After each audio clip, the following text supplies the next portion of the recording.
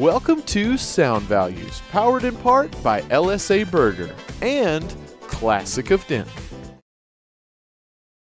.com, located in the beautiful Discover Denton Welcome Center, but the hot as bleed Denton Square right now. All right, now I've got in the studio with me tonight the ever so lovely, the ever so beautiful, the ever so talented Hannah Cox. How you guys doing tonight? We're doing well. Good. Yeah, good. I'm glad to have everybody in the studio this time. Last time y'all were here, it looked a lot different in here, and you were not here, good sir. I was in spirit. Well, I was actually outside against the window, licking it slowly. Just like, let me in. I didn't notice that.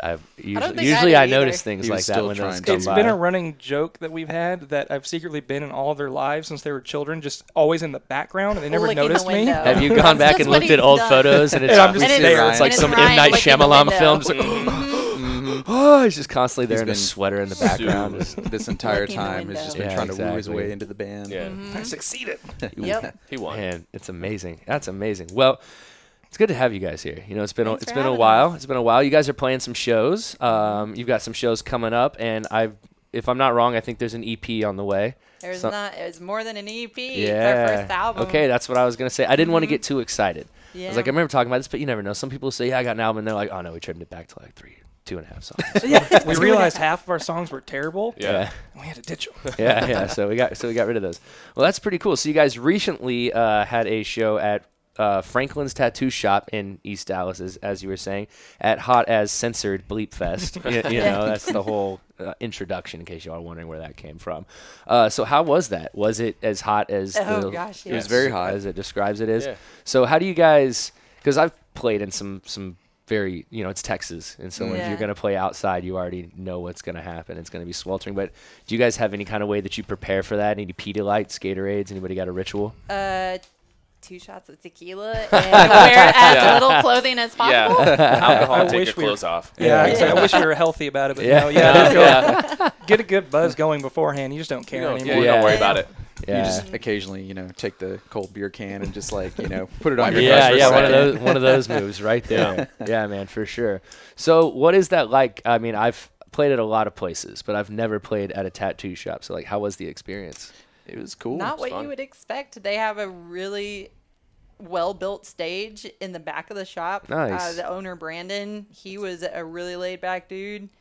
He just...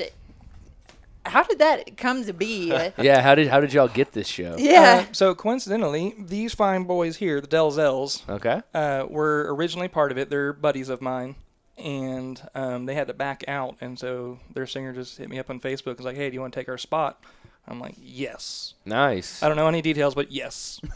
Yeah, for sure. That's really cool. And so we got set up with the event organizer, and she was very excited to have us on there, and it was a lot of fun, actually. Yeah, it's so as far as like getting shows, because it can happen in the most random of ways. Somebody hits you up, somebody does this. What is do you guys have any kind of specific approach that you've ever taken to get booked, or how do you reach out to people? This guy's got all the connects. Oh yeah, that's scary right here. I don't say all of them, just most of them. The good No, ones. he's really well connected in Fort Worth and Dallas. That's and, cool. Generally, I'm more comfortable with the Denton scene, and so we kind of tag Worked team. out well. Cool. Tag So- team the DFW Metroplex. Very cool. So how did you develop those kind of connections? Did you run sound in bands, or just kind of friends of people and friends of friends in a way? I played back, 10, 12 years ago in a band. That's when I started getting, I was in my late teens at that point. Started getting kind of familiar with Deep Ellum, and then when I went into my 20s, I started running merch for some artists, and then just met a bunch of people and just Okay. kept going to shows, basically, and was annoying and wouldn't leave people alone. Persistence is key. It's true. It really is. I know. Sometimes it's like, what have you got to lose? Like they're either gonna say yes or no, and so you can annoy them to the point where they say yes just to get you out of their email. And I hope that's Or not they can been say my no, and actual then- approach, yeah. but now I wonder. Yeah. That's definitely what I've always done. I just bother people till they say yes or no. It's just the way I do it. It's just my strategy. If So- it works, it works. Precisely, But then usually things go well, and then they're like, okay, all right, It was let- worth it. We'll let it slide, this time. Well, that's cool. And so you guys have a full album on the way. And so that's not something easy to do either, especially when you're a 4-piece or even just a 1-piece, a guy with an acoustic writing a full album. So let's start from Joe, your perspective on writing an album as the lyricist and the front lady to the group. So what's that experience like for you? It's a really, really personal experience. It sounded so cliche. It's such a personal experience. Cathartic. I'm just sharing. I'm just sharing myself. It's getting emotional here.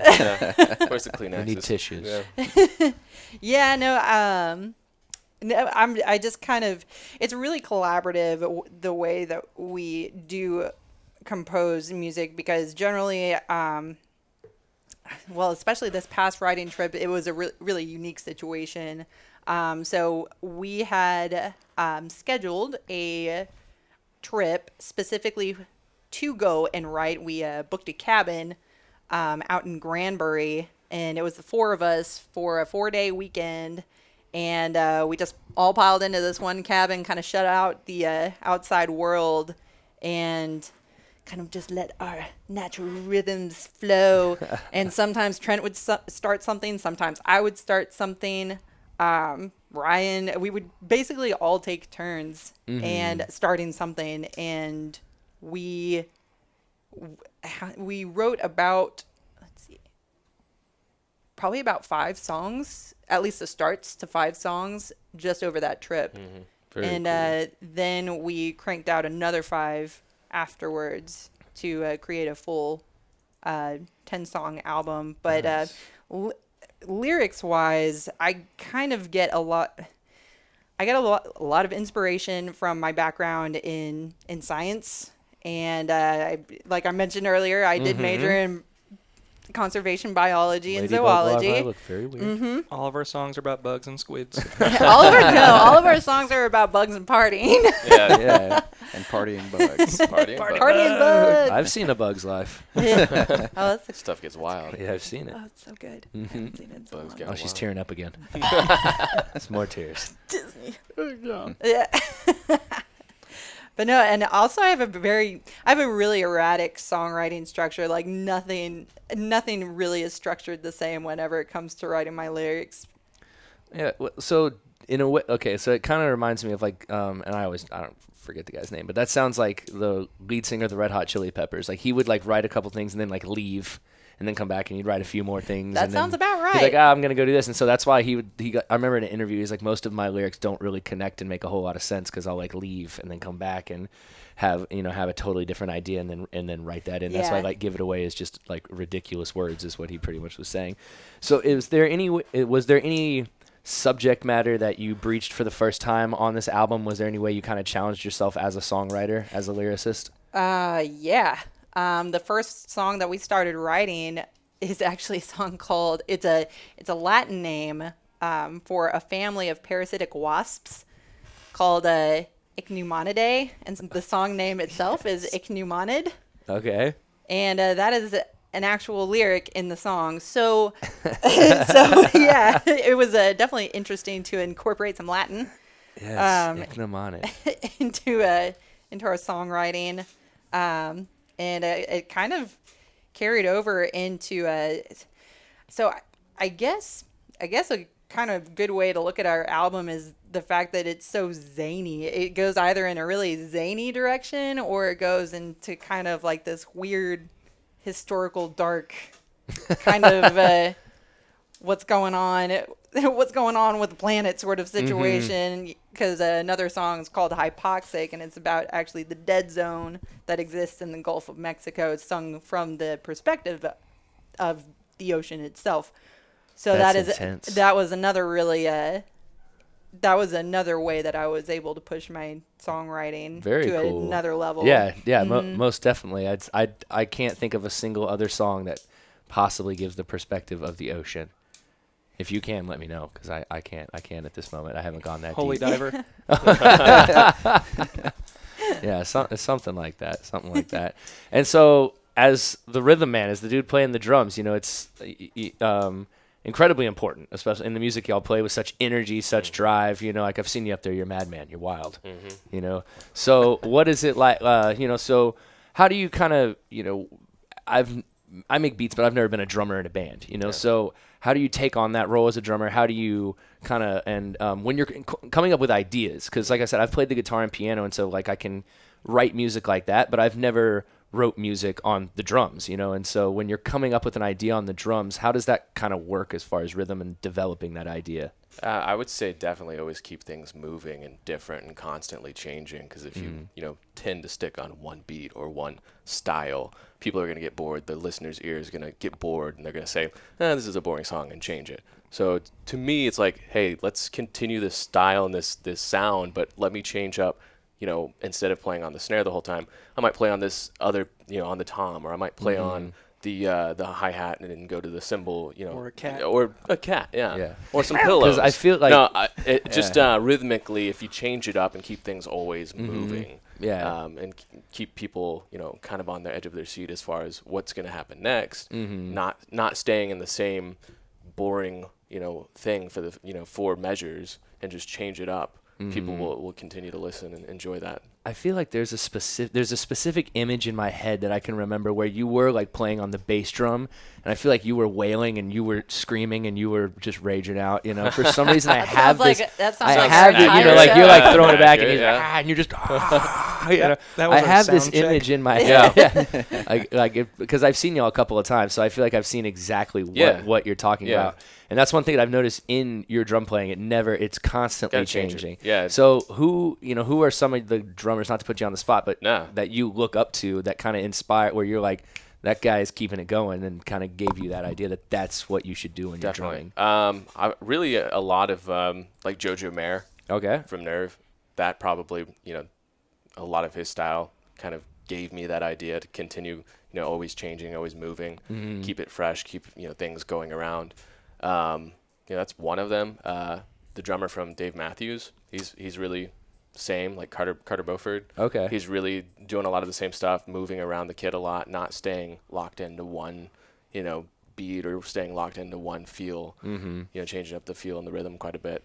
But going back to our writing trip, that was one of the fun things was, I was really, what I did is I took a suitcase kit and took the suitcase as the kick, took a snare, put a towel over the snare and had hi-hats. And that was my like setup for the whole 4-day weekend to really, experiment with some other like, rhythms and ideas. And it's not something like, it's not crazy. It's just, I want to be able to, come up with some different rhythms while we play. But, one time I was playing on a beer bottle. Yeah. We actually got a lot of cool stuff out of that. We did. And we had a lot of cool stuff out of playing on a beer Out of that bottle, beer or bottle. playing on There's a a lot of cool suitcase, stuff. or playing on the futon next to the little kit. Yeah. So just incorporating a lot of random stuff. Yeah, it's cool what you can, when you just start to look around you, like, hey, what can I just bang on that? And who knows what that'll sound like. When I was a kid, I started on pots and pans, and why not continue playing on pots and pans? Like, I had this like weird. I had a wooden box that was full of Matchbox cars, and to this day, it's like the punchiest, cleanest snare I've ever heard. Yeah, it was so good. I don't know where it went. I used to sit in there and just do this on it with like these drumsticks I got from some country dude at some, I don't know, party my dad was hosting at the athletic club he worked at. But I wanted to play drums so bad, my parents wouldn't let me. That was too loud. Yeah, so I found a Matchbox car box and just banged on that until they yelled at me. Dude, and that's so true about like sounds and coming up with new ideas is like, think outside the car box. You know what I mean? Like, definitely. Don't continue to do the same thing. Go find something else to bang on or shout into, or I saw the other day this like live performance with these two guys, and he looped a passport. He would flick a passport, and it just made that perfect, like a nice little kind of like quiet clap noise. And then he just looped that, and that was like their little clap at first, and it was literally a passport that he was just flicking. So yeah, it's cool, especially like when you're in that position, like you said, you've stripped your kit down almost to make yourself have to do that. Be a little creative. So are we gonna see like a kit with beer bottles? Now on the stage, are we gonna have? All these strange. I always play with beer bottles surrounding me, but they're typically they start full at the end at the beginning of the night and empty. So maybe I'll play on them. I think that's the right way to do it. So they actually change pitch throughout the night. Yeah, so they change pitch. Oh, that's why they you have to do it. It's for the music. I have to do it. Well, what I do have you to know? pour it on myself. Whoops. These things happen. So, my friend, as the bassist, as the man who's throwing slapping to bass, as they say, What was the album writing experience like for you? It was a lot of fun. I hadn't played music with a band in about 10 years when I joined them, and I joined them kind of on the spot. Like, we had 2 practices, and they're like, all right, well, we're playing a show Friday night. Cool. So you're ready. And then, just a few months later, we were already starting to write songs. So it was fun for me, having spent 10 years writing stuff on my own, recording stuff at my house, and doing everything, getting to play with other people again. And I like the fact that all 4 of us have a lot of respect for each other. And so no one really tries to give anyone else instructions. We all just kind of trust that it's like, hey, you think this is what's going to sound best for this. You do your part. You play the drums the way you want to play them. You play those guitar riffs. And while it wouldn't be anything I could think of in my head, I'm like, I wouldn't play it that way, but I never would have thought to play it the way that Trent plays or the way that Blake plays or the vocal patterns that Joe adds. So I could hear things I never would have been able to create on my own. I think that was a lot of fun, getting to hear different takes on what I already had in my head. So are you primarily a bass player or? Yeah, okay. Because, I mean, that's what I was saying. You're like, okay, if you're what's one thing I've noticed sometimes in Denton, like the guy who plays bass can actually play a whole bunch of other stuff. Oh, I can't play anything well. Not even the bass. I can make lots of things make noises, but not well. Well, I mean, that's another thing that I was going to say is you make noise well, because what's interesting about a 4-piece is that that's it. It's the quintessential of what rock and roll is. You have lyrics, you have guitar, you have bass, and you have drums, and you guys fill a room or a backyard or a huge area very, very well. And I think that once again, I think it has the combination of your vocals and then the drums that are never stopping. But then you 2 guys are, and you're the only guitarist, which is always impressive. I always find that impressive when it's just one guitarist doing so much up there, and then the bass. And so you guys have managed to, with only 4 people, so there's a lot of 6 pieces and 7 pieces out there, but you guys just fill a massive space. So even if you're just making noise, sir, it's making noise within us. It's darn good noise. He's also being way too humble. I know he is. I've seen him. I've seen the pants he wears to shows. Oh yeah, no, they're great. Or And actually, he doesn't wear pants anymore. No, you hit on something interesting about talking about Blake being the only guitarist. When I joined them, I kind of told them flat out, I was like, I'm not a bassist. I own bass gear. I've messed around with bass, but I've always been a rhythm guitarist. I never liked playing lead. It was never my thing. Whenever I listened to songs, I didn't like a lot of the guys that shred and do really technical stuff. It got boring to me. I liked really good rhythm sections. And so I told them flat out, I was like, I will very happily play bass, but your bass going to get a rhythm guitarist playing bass. And it's, I think, actually worked out really well. It's allowed Blake to do things that he couldn't normally by not having a rhythm guitarist. And I think it really has helped shift the sound of things a little bit when we were starting to write and record and all that kind of stuff. I actually, when we were recording, heard some of the initial mixes when I was retracking some bass, and was talking to the sound engineer, Joe Tacky at Mean Motor Scooter. Thank you for all your wonderful work. Yeah, I told him, I said, when you're mixing this and we're recording it, think of it less as a bass and more of a rhythm guitar. And he did just a couple little tweaks, and I was like, boom, that's it. Very cool. Very cool. And I mean, you're right in a way, because what that allows Blake to do is now you can kind of open up in the solos a little bit more. It doesn't have to be so much chord and so much this. You can really kind of open up and feel free to kind of rock up and down the neck of the guitar a little bit more. So Exactly. yeah. So now, now to Blake over here, like I said, the guy who's throwing down the licks, So what was the songwriting experience like for you and working in the cabin? Well, it was, like Ryan said, it was a lot of fun. It was the first time I've ever had an experience that way, actually, going into an intentional writing session with a band. I mean, everything we've done in the past has been just kind of, we would come up with little ideas here and there, and, somebody would, have, just a little groove going on, or maybe I'd have a riff, or maybe Joe would have a vocal idea or something like that. And then things would just kind of be pieced together just over time, which is great. But we really we had the ambition of, working on a full album, and we kind of set, a certain time frame in which to complete it. And so, we wanted to do the writing trip. I mean, we felt, Ryan had only been in the band for a few months. And so we wanted to kind of do something that would help, I don't know, just kind of do something for us while at the same time having a purpose of writing, but make it fun and make it different, make it interesting for, and an approach that neither of us had ever been part of before. And so, and it worked out really well. We went in and we came up like I think Joe said, like the idea for I think 4 or 5 songs that ended up making it to the album. And it was different too because before kind of riffing off of what Ryan was saying, before I wrote from the perspective of just everything being, I guess, strictly guitar heavy on or very riff centric, like just kind of like a featured guitarist. And I stopped writing that way so much in this round because we were starting to write together, and it was more of an actual collective approach rather than just me coming up with a riff, and this riff is centered on the guitarist.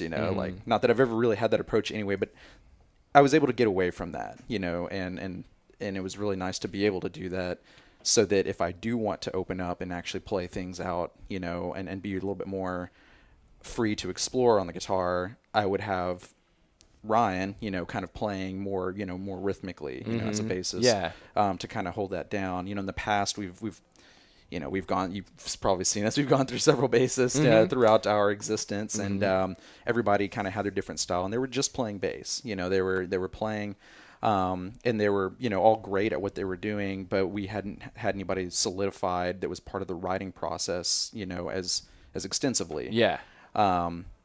And so when Ryan came in, he had plenty of ideas on his own, and that's, very helpful. And I don't know, it kind of really helped shape the sound of the album and the direction we're going in now. Yeah, it's funny that you mentioned, like, I've seen y'all a couple times, and like, I think you're a great guitarist, but I didn't know how good you actually were until I saw you guys at like Backyard on Bell. I think like a year ago. I ran sound for y'all that night, and that was when I had never seen you shred like that before. And I think that's exactly what you're saying, is it allowed you to open up. And I was just like, oh yeah.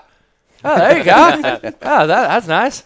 Yeah, so it's not like I was sitting there like, oh, man, this guy can't play the guitar. But you hadn't done that yet. Hadn't seen it. Now they've seen it. I want more. All right. Brian, were you going to say something? I was actually, I completely forgot about that show. That was my second show with them. And I almost took you out more than once because I was stepping backwards and did not realize the edge of the stage was there. And I was leaning on my back foot and had my heel off the edge of the stage. I'm going, meanwhile, you're down at the booth, like right below me. I'm like, this is about to be real tragic. Thankfully, it wasn't. Yeah, we all made it through that night. Those were fun Barely. times. Those were fun times. So, but there's a few other questions I have, about the album. Now, what's the album's name? We didn't even get to. I forgot. We totally. Or did you? Is there not even an album name? No, there is. It was all in unified agreement. Okay. And also it was a very collaborative name because I think we came up with one. One of us came up with one. Another of us came up with another one. But whenever we squashed all the ideas together, it wound up being Human Parasite is the name of the album. Oh, I knew there was going to be some. There had to be some kind of bug reference. I was like, what's going to come here? Dissectable larvae, something. And of course, as you can imagine. Oh, that's a good one. Dissectable larvae. I'm going to have to write that down. It's going to be our death metal side metal, project. Yeah. Hey, speaking of death metal, a quick note on Ryan joining the band. It's actually really nice to have someone with his musical preference and musical background kind of hop in here, because you're definitely more your background is in metal, screamo, kind of more the hardcore stuff. This is how I know you don't. No, you're screamo. You're screamo. How I know you don't listen to metal. Yeah. Screamo. You listen to screamo like Iron Maiden. It's not screamo. Sorry, I got you two mixed up. He was in the screamo band. Well, hey, it happens, man. I mean, it's a phase. It was. I still get it if I'm over at Eastside and I hear the Under Oath come on. It was on the other day. I'm still like, you know what? I still like it. Yep. I haven't listened to it in 14 years. I've moved past that point, but I still think this is a pretty good record. Okay, it's pretty solid. And then all the Taking Back Sunday starts to play, and I just, I pull the hair down in front a little bit. That's been I hit up Hollister a couple times. No. I talk about my feelings a little bit too much. Anyways, okay, so we've got the album name, Human Parasite. Now, I want to go around and what is everybody's favorite song on the album? Let's start with you Oh right my here. gosh. Favorite song. Oh no. Favorite song. You can go with one of your favorites if that makes it easier. Okay. Mine is probably it's Snake Bunny. Snake Bunny. Snake Bunny is my girl. Man, all right. Snake Bunny. Okay. Yep. And how about for you, Trent? I would have to say probably the same. Snake Bunny. Yeah, because Nice. it's the most fun to play for me. Yeah, Nice. it's a lot. I love that song. All right. Ryan? I have to go with Quarry. All right. Nice. All right. It's a contender.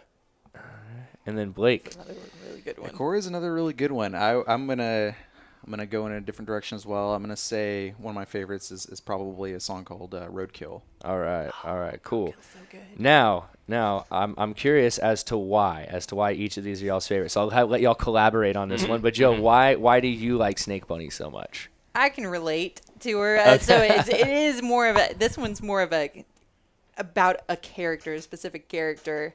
So basically, the story of Snake Bunny is she is an orphan who grew up in the Southwest desert and basically taught herself martial arts and is now a bounty hunter that goes by the name of Snake Bunny, two animals she draws inspiration from. You should And- write a comic book, a graphic novel of Snake Bunny. I think just the name would sell right away. That's a good idea. If you don't, definitely, I definitely tell you have what, an you idea can for have that. Human Parasite if I can have the Snake Bunny idea, because I feel like Snake Bunny's a bit more lucrative. All right. So Trent, what is it? I mean, you said it's fun to play, but Yeah, probably my favorite song to play. is it? So it's just nonstop, obviously. Yeah, nonstop. Lots of fun. No, I think because we incorporate a little bit of a different sound in one of the bridges in the last verse, it gives it a really different vibe. Okay, The cool. song starts out like kind of in a sound that we are, sticking to it. We mostly adhere to, and then we change it in those two parts, and that's probably my favorite part. All right. Yeah. All right. Are you guys gonna play this live at the next show? Because I'm gonna Not be at there. the next Probably one. not. At our CD release. Album release on Okay. October 19th at Andy's. October We 19th will at be playing Andy's. that. October 19th, Andy's. I'll be there for that. Now, Yeah, Corey. everyone should be. Yeah, Ryan, Corey. So that was one that I wrote the music for. I didn't write any lyrics because I'm terrible at doing that stuff. That was all Joe's department for this entire album. That was one that just came to me off the cuff one day before practice. Like I just came up with 2 or 3 riffs, and then Trent showed up, and I was like, just, "What do you think?" He really clicked with it, and then showed it to the 2 of them, and they really liked it. And as a band, it just instantly clicked. And it was, I think, out of everything on this album, kind of goes back to my roots the most, and a lot of the stuff that I've wanted to do with a band for a while. So I appreciate them placating me. That's a great song. No, Yeah. man. It goes back to a lot of like, because I love like the late 80s, early 90s, like grunge and sludge stuff. So like it reminds me a lot of like Mudhoney and Melvins and stuff like that. So it's just a very short, loud, obnoxious, to the point song that starts instantly, ends dead stop, and it's just didn't really slow down at any point in the song. We also wrote it in a very punk style because Yeah. you had that idea. You showed us that riff, and we cranked out that song in one rehearsal. So Yeah. it was done in Very cool. less than It's- 3 hours. I think that's like a universal experience in music is like the ones that take a really long time. Usually they don't turn out as good as you want. And then the ones that you just somehow get, and like I've had beats before where I've made it before work. I got an hour and a half to be at work. I got to make it in 30, I got to make this in an hour, or an hour and 15. And then all of a sudden it's one of the best ones. And I'm just like, There's so many little recordings on my phone of me driving down the highway and a riff busted to my head, and I'm like, okay, can't wreck and kill anyone, but I gotta get this. I gotta get this recorded before Yeah. I forget it, because my brain's got about a 30-second span before it's completely regenerated, and it's like, oh look, shiny colors. yeah, I know what you mean, man. So Blake, what's up? Roadkill. Yeah. So Roadkill was also kind of it was a combination of a few different riffs that we had that we just kind of didn't really know what to do with. Part of it was from the cabin riding trip, and then part of it was, I think, was it something that you had also? Maybe I don't really remember, but we ended up just kind of smushing them together, and then it worked, and then it became this really, I don't know, it's got a really nice it's got a nice hook to it. Okay. It's one of our hookier songs, and I think that's why, I wanted to, to bring some attention to it, just because it is, it's a little different for us. It's a very driving song. And it's also interesting just because the feel of the song, juxtaposed against the lyrics of the song. Love that word, juxtaposed. Very rarely can you use that word in a sentence. But juxtaposed with the lyrics, it's deceiving, because the lyric content is very dark and almost kind of depressing. But when you're listening to the song, you're like, oh, this makes me feel good. But then you really think about the lyrics, and it's like, now I feel weird about feeling good about this. It's like happy sad. It's a happy sad. It happens. Yeah. It's funny you asked how did we come up with that song, and we had already booked studio time. Like, we knew when we were going in, that was the deadline, and we were a week before the studio. We're like 2 songs short, and so we were like starting to panic a little bit. And so the last 2 or 3 songs that we wrote, we realized going to the studio we didn't know them. we had recorded them during practice, and we kept having to go back and listen to them again, going, man, that song's really good. I wish I knew it. So we had to actually relearn a couple of the songs because we cranked them out so quick. I've done that before. Well, I'll play a piano, and I go to Harvest House, and I plug it in, and then I'm like, wait. Oh, no. Let's get lucky here. Hopefully this see what happens. Yeah, exactly. Hopefully this works out well. So you guys do have a show coming up. It's going to be at Backyard on Bell, and it is the reunion show for Class Action. I almost said Last Action. But no, I will not get that My name girl wrong. Danielle. Yeah, I'm super excited to see all of them up there again. Alex and Connor and Christian and Danielle. That was a powerful group, so this is going to be a fun show. You guys are playing. Who else is playing that show? Fun Button. Yeah, Another that Denton was classic. Yeah, I love me some Fun Button. Oh, Zach's yeah. a good dude. Zach's a good guy. And then a touring band from, I think, Colorado. Yeah, Denver. Pink Fuzz. Yep. Okay, cool. Right on. And when is that? Is that September 7th. September Next 7th? Saturday? Yeah. Or is that next I Friday? think it's next. Is that Friday? Good. No, it is don't remember. Friday. It is a Friday. Absolutely nothing going on that night. So if I'm not there, then something's wrong with me, and send help. We'll come get you. Thank you. I don't know Yeah. where I'll be, but I'll ping my location for y'all. We'll send the Hen and the Cox wagon. To Oh, come really? Get you. Is there one of those? It's like the Scooby-Doo wagon. Y'all Oh, that'd be awesome. I don't know. We need one. That's cool. And then you guys also have the album release, which is coming up October 19th at Andy's. So that's exciting. I love me some October right around Halloween time. So, Joe, can we expect any strange costumes on stage? Most likely. Any antics, perhaps? More to come. We never know. Maybe 3 shots of tequila that night. Who knows? It'll be cooler at the time. Who else is playing that show with y'all? Is it just y'all? No, So superhero, far. supervillain. Okay. And we have Starfruit on the bill as well. I do not know the Starfruit. Do you know should Poppy this. You Xander? need to. Yes, I do know. It Poppy. is one of her Yeah. projects. Mhm. They They are fabulous. They are. They're great. Very kind of weird and chaotic punk, almost noise, but not quite. That's awesome. Very, Right very on. zany. Very cool. Yeah. Very cool. Well, I've got one last question, but it's for you, Ryan. You weren't here last time. Everyone else has told me their favorite snack.